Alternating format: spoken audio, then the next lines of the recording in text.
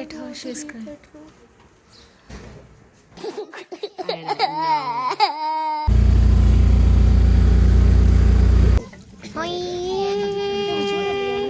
ಮೂತಿ ತೋರ್ಸು.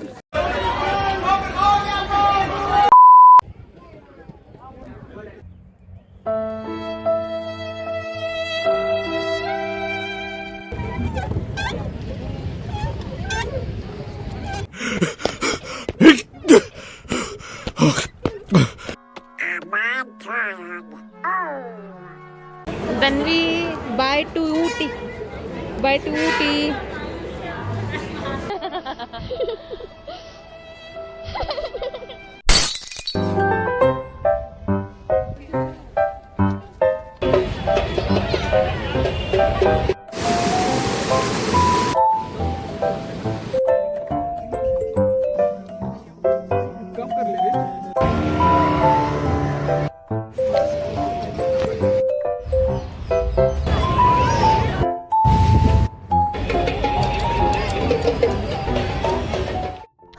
Hi guys, good morning. ಇವತ್ತು ಊಟಿಯಲ್ಲಿ 3ನೇ ದಿನ ಹಾಗೂ ಚೆಕ್ಔಟ್ ಮಾಡಬೇಕಿತ್ತು. ಆದ್ದರಿಂದ ಬೇಗ ಬ್ರೇಕ್ಫಾಸ್ಟ್ ಮಾಡ್ಕೊಂಡು ರೆಡಿಯಾಗಿ ರಿಸೆಪ್ಷನ್ ಹತ್ರ ಬಂದ್ವಿ.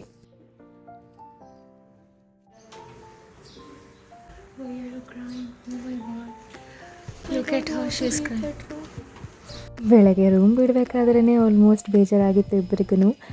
2 ದಿನ ಅಲ್ಲಿ ಕಳೆದಂಥ ಕ್ಷಣಗಳು ನಮಗೆ ತುಂಬ ಸ್ಪೆಷಲ್ ಆಗಿದ್ವು. ನಾವಿದ್ದಿದ್ದು 3 ದಿವಸಗಳಲ್ಲಿ ಸ್ಟಾರ್ಟಿಂಗ್ 2 ಡೇಸ್ ಯಾವುದೇ ರೀತಿಯಾದ ಟ್ಯಾಕ್ಸಿ ಅಥವಾ ಆಟೋವನ್ನು ಹೈರ್ ಮಾಡಿರಲಿಲ್ಲ. ಆದಷ್ಟು ನಮ್ಮ ಕೈಲಿ ಹೇಗೆ ಎಕ್ಸ್ಪ್ಲೋರ್ ಮಾಡೋಕ್ಕಾಗತ್ತೋ ಹಾಗೆ ಮಾಡಿದ್ವಿ, ಲೈಕ್ ಯೂಸಿಂಗ್ ಲೋಕಲ್ ಬಸ್ಸಸ್. ಆದರೆ 3rd ಡೇ ನಾವು ಒಂದು ಆಟೋನ ಹೈರ್ ಮಾಡಿದ್ವಿ. ಅವರು ಒಂದಿನಕ್ಕೆ ನಮಗೆ ಚಾರ್ಜ್ ಮಾಡಿದ್ದು 1300. ಆ್ಯಂಡ್ ಯಾವ್ಯಾವ ಸೈಟ್ ಸೀಯಿಂಗ್ ಪ್ಲೇಸಸ್ನ ನಾವು 3ನೇ ದಿನ ಕವರ್ ಮಾಡಿದ್ದೀವಿ ಅಂತ ಈ ವಿಡಿಯೋದಲ್ಲಿ ನೋಡಿ.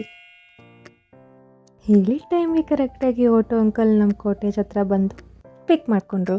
ಹೀಗೆ ನಾವು ಮೊದಲನೇದಾಗಿ ಹೋಗ್ತಿರುವಂಥ ಜಾಗವೇ ದೊಡ್ಡ ಬೆಟ್ಟ. ಹೋಗ್ತಾ ಗ್ರೀನರೀಸ್ ಹಾಗೂ ಸೀನರೀಸ್ನ ನೋಡ್ಕೊಂಡು ಹಾಗೆ ಮಾತಾಡ್ಕೊಂಡು ಹರಟೆ ಹೊಡ್ಕೊಂಡು ಹೋದ್ವಿ.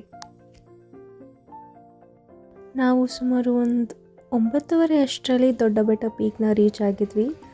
ಆದರೆ ನಮಗಿಂತ ಮುಂಚೆನೇ ಸಿಕ್ಕಾಪಟ್ಟೆ ಜನ ಬಂದಿದ್ದರು.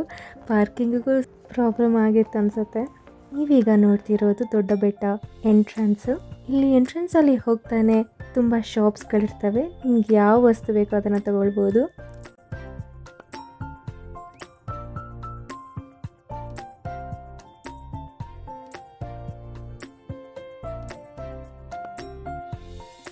ಹೋಗ್ತಾ ಇದ್ದಂಗೆ ಧನ್ವಿ ಕಣ್ಣಿಗೇನೋ ಸಿಕ್ತು.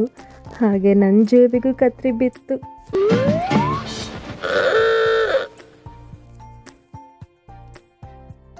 ಒಂದ್ಸಲ ಹಾಕೋ ನೋಡೋಣ. ಧನ್ವಿ ಇದನ್ನು ಹಾಕೊಂತಿದ್ದಾಳೆ.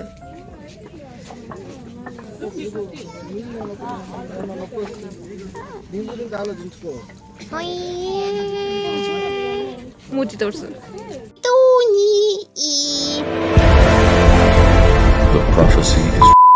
ದೊಡ್ಡ ಬೆಟ್ಟದ ಎಂಟ್ರೆನ್ಸ್ ಫೀಸ್ ಒಬ್ಬರಿಗೆ 10 ರೂಪಾಯಿ. ನಾವು ಈ ವ್ಯೂ ಪಾಯಿಂಟ್ಗೆ ಎಂಟರ್ ಆಗ್ತಿದ್ದಂಗೆ ಫಸ್ಟ್ ನುಗ್ಗಿದ್ದು right side. Starting right side ಹೋಗಿದ್ದ ಕೂಡಲೇ ಎಲ್ಲರೂ ಅಲ್ಲಿ ಪಿಕ್ಚರ್ಸ್ ತೊಗೊತಿದ್ರು. ಹಾಗೆ ವ್ಯೂ ಪಾಯಿಂಟಿಂದ ನೋಡೋಣ ಹೇಗಿದೆ ಅಂತ ನೋಡಿದ್ರೆ ನಾರ್ಮಲ್ ಸಿಟಿ ವ್ಯೂನೇ ಕಾಣಿಸ್ತಿತ್ತು. ಇದನ್ನು ನೋಡೋಕ್ಕೆ ಅಷ್ಟು ಜನ ಬಂದ್ರ ಏನು ಅಂತ ಥಿಂಕ್ ಮಾಡ್ಕೊಂಡು ಅಲ್ಲೇ ನಿಂತಿದ್ವಿ.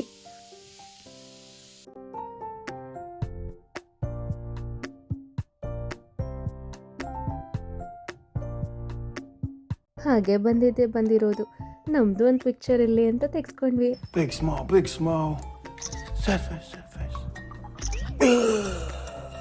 ಹಾಗೆ ಇಲ್ಲಿ ನಡ್ಕೊಂಡು ಹೋದ್ರೆ ಏನಾದರೂ ಟ್ರೆಕ್ಕಿಂಗ್ ಸ್ಪಾಟ್ ಸಿಗ್ಬೋದು ಅಂತ ಹೋಗ್ತಾ ಇದ್ವಿ. ನೋಡಿದ್ರೆ ಡೆಡ್ ಎಂಡ್.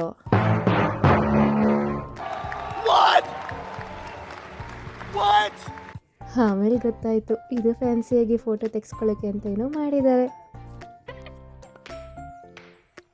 ಸರಿ, ಲೆಫ್ಟ್ ಸೈಡ್ ಏನಿದೆ ನೋಡ್ಕೊಂಬರೋಣ ಅಂತ ಹೋದರೆ ಇಲ್ಲಿದೆ ನೋಡಿ actual view point.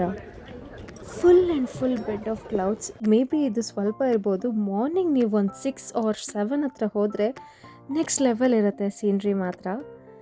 And this was worth it.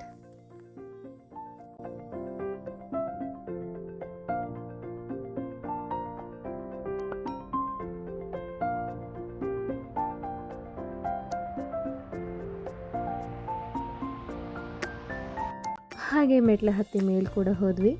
And this was the view.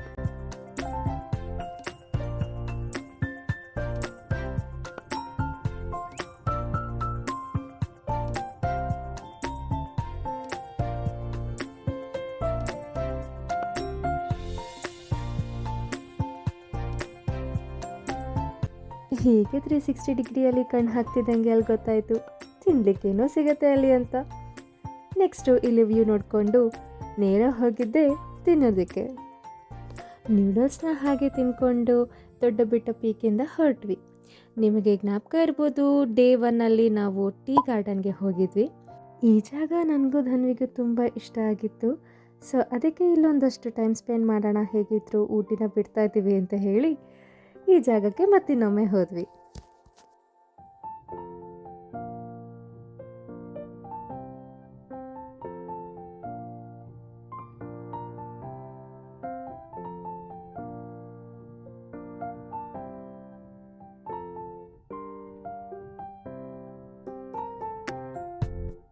ಮೊದಲನೇ ಬಾರಿ ಬಂದಾಗಲೇ ಫೋಟೋಸ್ ಆ್ಯಂಡ್ ವೀಡಿಯೋಸ್ ಎಲ್ಲ ತೆಗೆಸ್ಕೊಂಡಿದ್ವಿ. ಸೊ ಹಾಗಾಗಿ ಈ ಸಲ ಮತ್ತಿನ್ನೊಮ್ಮೆ ಹೋದಾಗ ಅಲ್ಲಿ ಒಂದಷ್ಟು ಟೈಮ್ ಸ್ಪೆಂಡ್ ಮಾಡೋಣ ಕೂತ್ಕೊಂಡು ಮಾತಾಡಿಕೊಂಡು ಅಂತ ಹೇಳಿ ಡಿಸೈಡ್ ಆದ್ವಿ. ಹಾಗೆ ಈ ಜಾಗಕ್ಕೆ ಬಂದಿದ್ದೆ ನಾನು ಅವಳು ಈ ಸ್ಪಾಟಿನ ಹೈಯೆಸ್ಟ್ ವ್ಯೂ ಪಾಯಿಂಟ್ ಹತ್ರ ಹೋಗಿ ಕೂತ್ಕೊಂಡ್ವಿ. ಆ್ಯಂಡ್ ಇದಾಗಿತ್ತು ಆ ವ್ಯೂ ಪಾಯಿಂಟ್.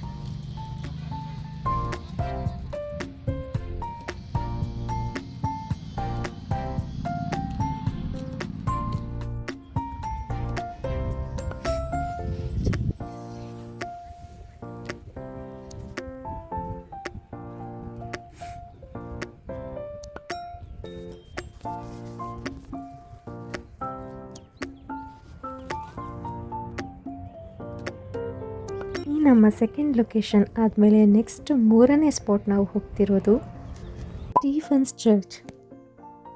ಚರ್ಚ್ನ ಒಳಗೆ ಕ್ಯಾಮ್ರಾಸ್ ಏನು ಅಲೋ ಮಾಡೋದಿಲ್ಲ. ಚರ್ಚ್ನ ನೋಡಿಕೊಂಡು ನೆಕ್ಸ್ಟು ನಮ್ಮ ಮುಂದಿನ ಲೊಕೇಶನ್ಗೆ ಹೊರಡಕ್ಕೆ ಸ್ಟಾರ್ಟ್ ಮಾಡಿದ್ವಿ. ನಮ್ಮ ನೆಕ್ಸ್ಟ್ ಲೊಕೇಶನ್ ಊಟಿ ಲೇಕ್. ಹೋಗ್ತಾ ಹಾಗೆ ದಾರಿಯಲ್ಲಿ ಲಂಚ್ನ ಮಾಡ್ಕೊಂಡ್ವಿ. ಲಂಚ್ನ ಮುಗಿಸಿ ಹಾಗೆ ಊಟಿ ಲೇಕಲ್ಲಿ ಎಂಟ್ರೆನ್ಸ್ ಟಿಕೆಟ್ ಕೂಡ ಪರ್ಚೇಸ್ ಮಾಡಿ ನಮಗೆ ಯಾವ್ದು ರೈಡ್ ಬೇಕೋ ಆ ಅಡ್ವೆಂಚರ್ ರೈಡ್ನ ಪರ್ಚೇಸ್ ಮಾಡ್ಕೊಳ್ಬೋದು. ನಾವು ಪರ್ಚೇಸ್ ಮಾಡಿದ್ದು ಡಬಲ್ ಪ್ಯಾಡಿಂಗ್ ಬೋಟ್ ರೈಡ್. ಆ ಕಿವಿಗೆ ಸೌಂಡ್ ಮಾಡೋ ಬೋಟು, ಬೆಂಡ ಕಾಡೋ ಸೂರ್ಯ, ಆ ಬಿಸಿಲು, ಯಪ್ಪ ಟೈಮಿಂಗ್ಸ್ ಚೆನ್ನಾಗೇ ಇತ್ತು ಅಂದ್ಕೊಳ್ಳಿ. ನಾವು ಹೋಗಿದ್ದಕ್ಕೂ ಅಲ್ಲಿ ಜನರು ಬಂದಿದ್ದಕ್ಕೂ.